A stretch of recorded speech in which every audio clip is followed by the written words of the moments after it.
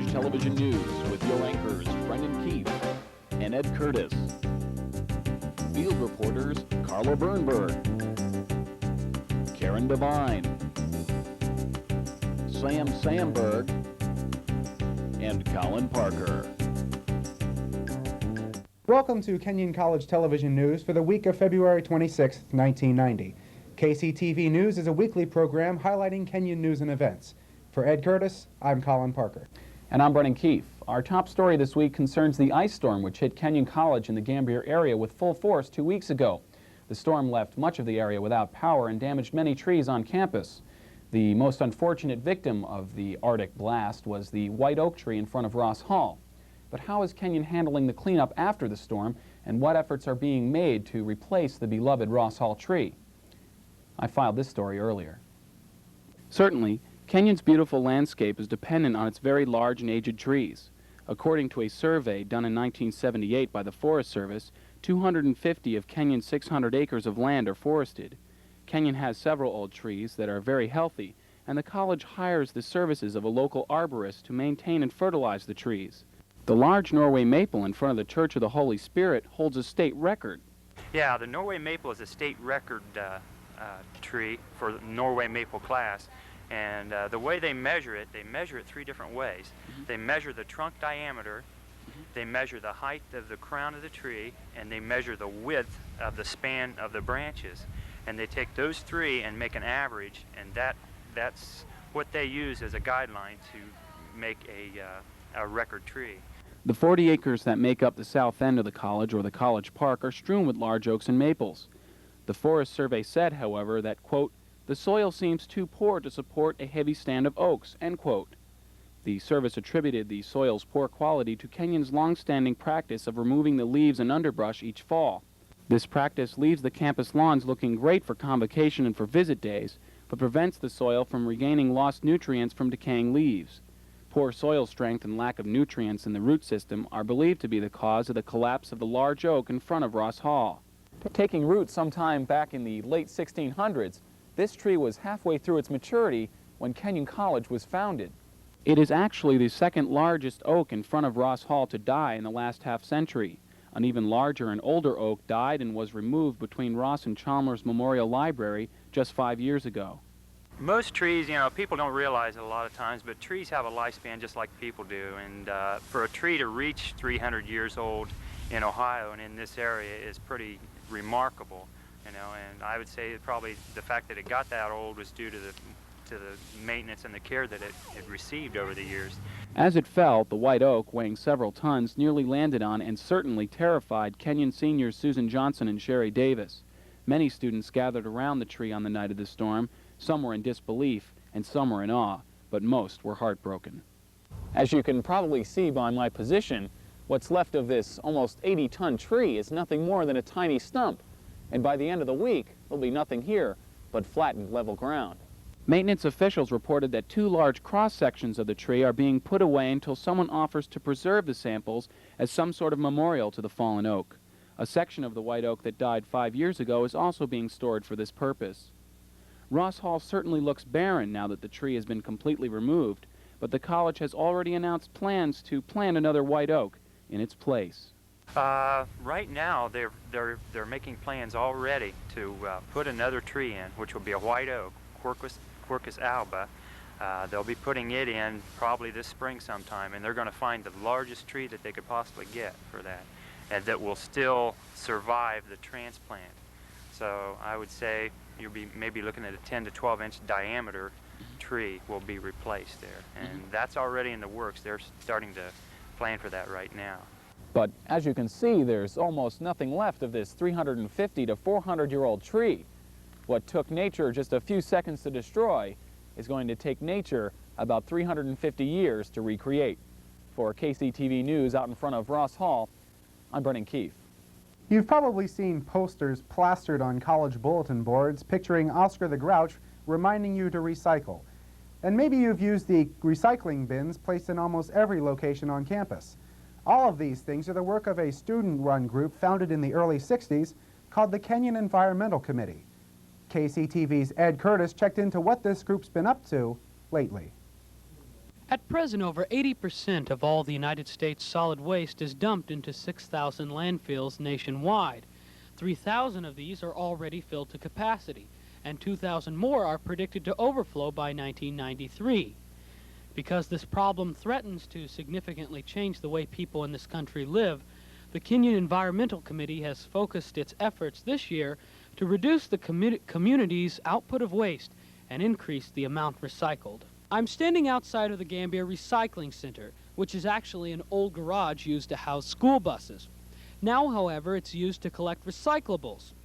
And on Saturday morning from about 10 to 12 a.m., a dozen students come down here to collect the recyclables, put them in a truck, and send them to the Mid-Ohio Recycling Station in Mount Vernon.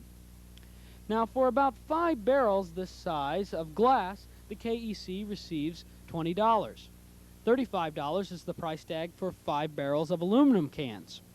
For news scopes and other types of paper, they get nothing. But since it's a concern and they fill up the landfill, they recycle those too. I would think that if I had to say a goal of the KC would be to have everyone just more aware about the environment, knowing that they don't need to take a bookstore bag every time they leave, knowing that they can recycle on campus, knowing that they don't need to leave the water on when they're brushing their teeth and washing their face, and just being more aware of the energy they use and other resources, because they are very expendable. In addition to recycling within the Kenyon community, the KEC is also involved in efforts to increase the village of Gambier's recycling. Currently, plans to form an alliance between the village and the KEC are still at a preliminary stage. We are wasting too much of the resources that we have. There is no reason to be throwing materials and minerals the way that we could be putting back to use. We're spending millions and millions of dollars and wasting it. What kind of overtures has the Kenyon Environmental Committee made to the village of Gambier to facilitate recycling? One of the things that we feel that we can do with cooperation with the environmental group is combine our efforts so that we both are utilizing the same materials, the same time, and the same efforts in gathering more and making it more available to the residents as well as the student residents within the village. This is kind of an obvious question, but why exactly is all this so important? You see on television day after day where we have landfill problems, pollution problems, because of the fact that it's going into the groundwater. There's a point that a lot of this has to stop. We have to reduce this volume that's going in, and we have to find some use for some of the products that we're putting into the landfills. In Knox County, by the end of 1990, it's projected that we will close our landfill. At this point, we have no idea what we're going to do with the trash that's developed after that point. It probably will be compacted and trucked someplace else. But then we're just moving the problem to another community or another location. We have to find a better solution to the problem, and one of those solutions, and probably the best solution, is to reduce our volume by recycling. But with the sheer amount of waste to be recycled, the KEC is having trouble doing it all themselves, even with newly acquired volunteer help from the IFC and Archons. KEC coordinator Merrill Brott has submitted a proposal to the college's administration requesting additional assistance from Kenyon's maintenance service. In the meantime, the committee will continue to seek more student volunteers and further its efforts to educate people about environmental issues. The KEC, like other national environmental groups, believes that the Earth's resources are not infinite. With this conviction, they have sought out to educate the community and come down here every Saturday morning to sort through all this trash. In the Gambier Recycling Center, I'm Ed Curtis, KCTV News. Well, now it's time for another edition of On the Hill with John Grant and Bill O'Hearn. This week they have 2 studio guests, one from the Kenyon Observer and one from the Kenyon Collegian. Welcome to On the Hill. I'm Bill O'Hearn. And I'm John Grant. Today we're lucky enough to have in our studios Mark Lloyd, co-editor-in-chief of the Kenyon Observer, and Sonia Dudgeon, co-editor-in-chief of the Kenyon Collegian. Today we're going to be talking about their two organizations' missions and purposes, and also their perspective on larger events at Kenyon. Don? I'd like to begin by asking you both to kind of define a statement of purpose for your organizations here at Kenyon. Mark, you can start. Well, the Observer's mission I see is twofold. On the one hand, we sincerely want to provide a forum for open discussion, dialogue. We want to promote dialogue. On the other hand, we want to perform a certain kind of affirmative action for underrepresented ideas, which tend to be conservative ideas around here. What prompted Alex Novak to found the Observer was what he saw as a really radically left-wing bias in last year's Collegian. Specifically, the issue was 12 articles, I think, about how Kenyon is so filled up with a bunch of gay bashers who will persecute homosexuals on campus. We thought that was an overreaction, and Alex was just outraged to see that that kind of thing was being asserted, and so that's why we founded the Observer. Sonia? I think the purpose of the Collegian is it's the official newspaper on campus, and we try to be as objective as possible, hopefully this year, better than last year's. It is the news, it is the word for the community members and students on the campus. I have a question along the more news aspect oriented of the Collegian's purposes. What are the limitations on the Collegian's ability to report events on campus due, one, to the college's small size and the tight administrative structure?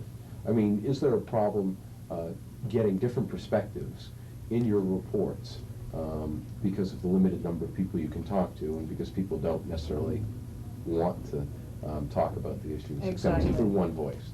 We can only print what is exactly stated to us. We only print the facts, and in our stories, though we would like to put in our own speculations, you can't do that. That's not fair journalism. That's called yellow journalism. So we try to be as fair and judicious as possible. Accuse us of that, you know. Well, I'd like to get back to you, Mark, and ask you a question. Does your organization feel that there is a left-wing sentiment on campus? Well, sure. I think it's pretty obvious. I mean, you see it in the commission report. You see it in some classrooms. I don't know. Where does it come from? I mean, does it originate from the faculty, from the student body? Well, I think largely it has to do with the faculty. I mean, to the extent that, I mean, a lot of them are 60s types or went to graduate school after being 60s types and have developed a certain antagonism towards the established social order. You know, I mean, it's and that comes out in their teaching and in their writing and in their advisement to certain organizations for students. A question for both of you, but I think it's more towards the Observer. But it was an issue in both organizations, in both the Collegian, and it was an issue for the Observer, of course. What do you think the faculty debate over the Observer early this year, as it was indicated in the letter writing campaign to the Collegian? You mean about Prop 42? I said. Right. What do you think that indicates about the faculty's an ideological tension within the faculty? What do you how do you think that what reflects that? Well, I'll tell you what I think. I found the response from the left to be outrageous to a large extent. I mean, I can say that because of the fact that I've asked them time and time again to talk to us about the issues, but they didn't talk about the issues. What they did was say, hey, there's conservatism, racist, hey, you know, closed-mindedness, and that's outrageous. I mean, and that's unfair. And to this day, nobody has ever addressed our points on our anti-affirmative action position or our points about the creation of the multicultural affair and this agenda to create, to raise racial consciousness. Nobody talks about the issue; they just call its name. What do you think about Peter Rutkoff's response to your attack on affirmative action, which I believe he published? The Observer published the letter and then responded to his letter. Do you think that was a fair way of going about responding to what Professor Rutkoff had to say? Well, it might not have been, except for the nature of his letter. It was extremely tendentious and filled with accusations unsupported by any sort of reasonable consideration of the issues.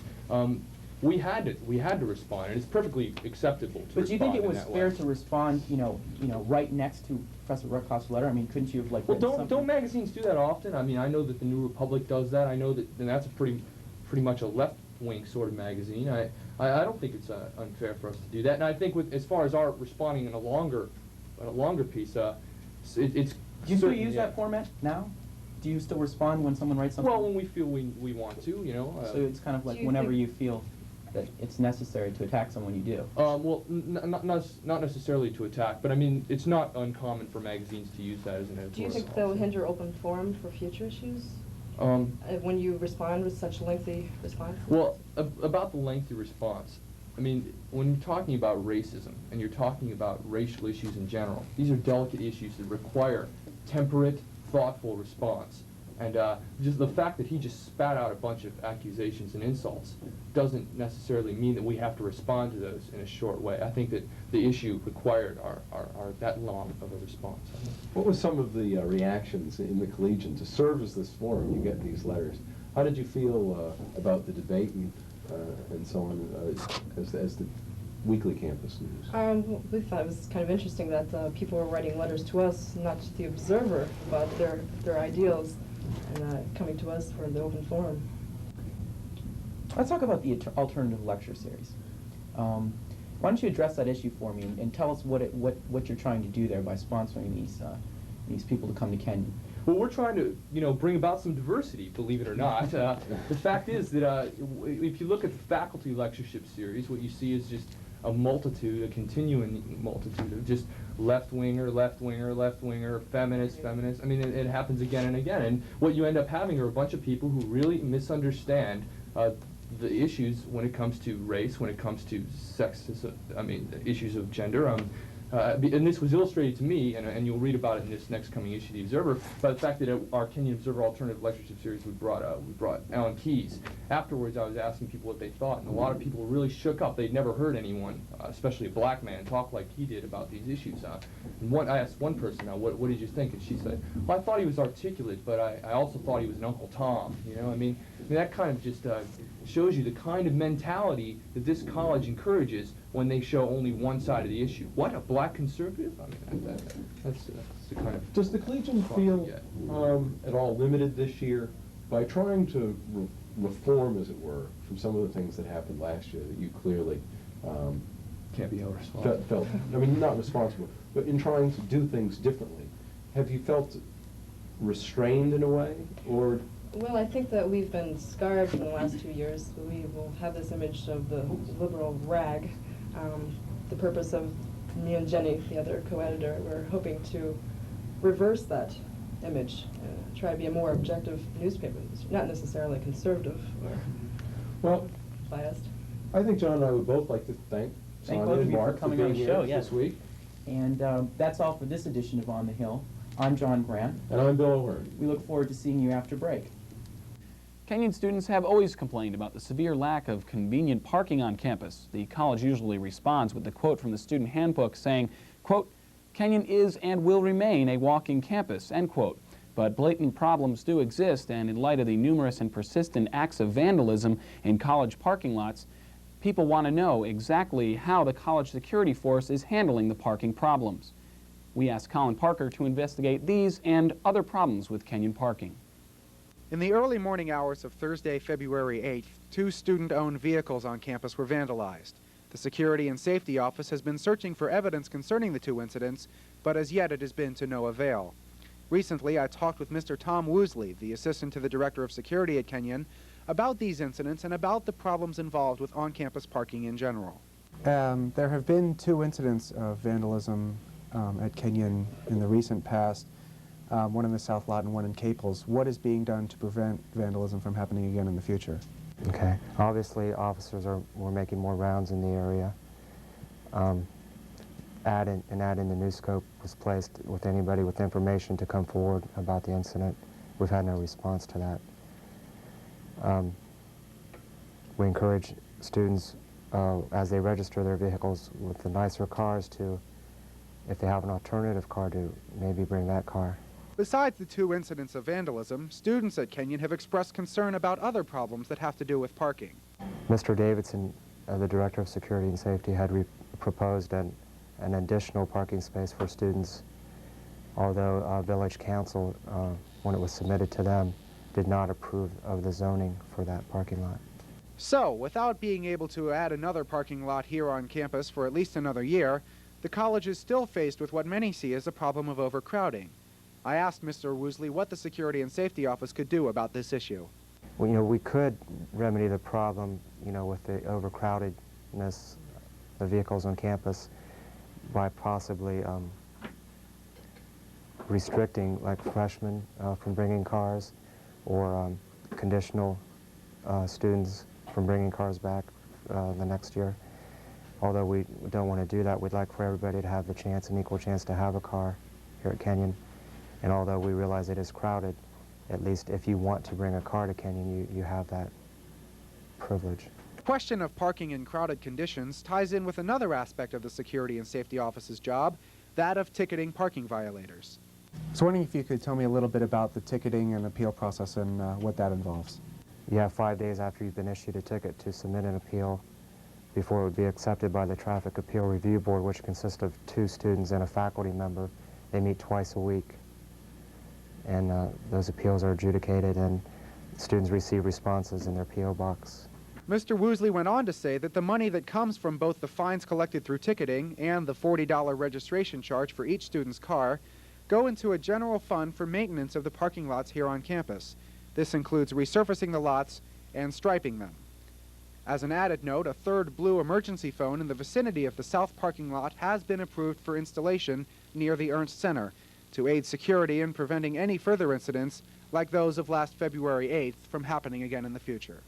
So, while the security office continues to search for evidence concerning the 2 counts of vandalism, they assure that the parking problem on campus isn't really a problem at all. Colin Parker, KCTV News, at the Security and Safety Office. Colin, can there be any real solutions to the parking problem?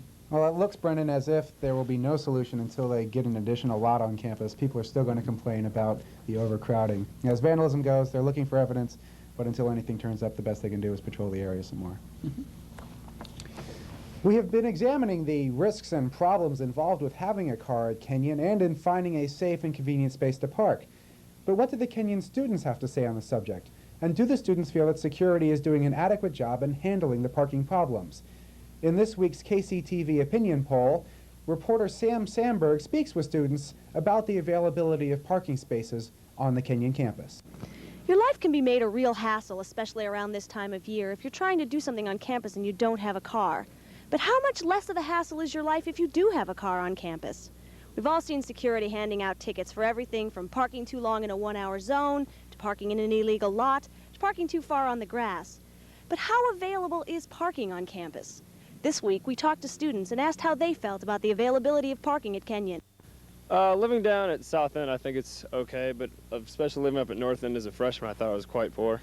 So you had a car on campus as a freshman? Yes. And how hard is it not to have a car on campus? If you were still down on North End, would you bring your car back? Yes, I think I would. It's just for the accessibility. A lot of people come from the Midwest like myself, and it's impractical to fly, so I think it's better to drive. How do you feel about the availability of parking spaces on campus?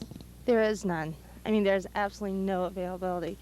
If you live down at this end, you cannot go down there with your car. It's horrible. You get ticketed. Sometimes you have to park especially far away from your closest dorm. It's a lot easier for people who park like in Bexley in the new apartments.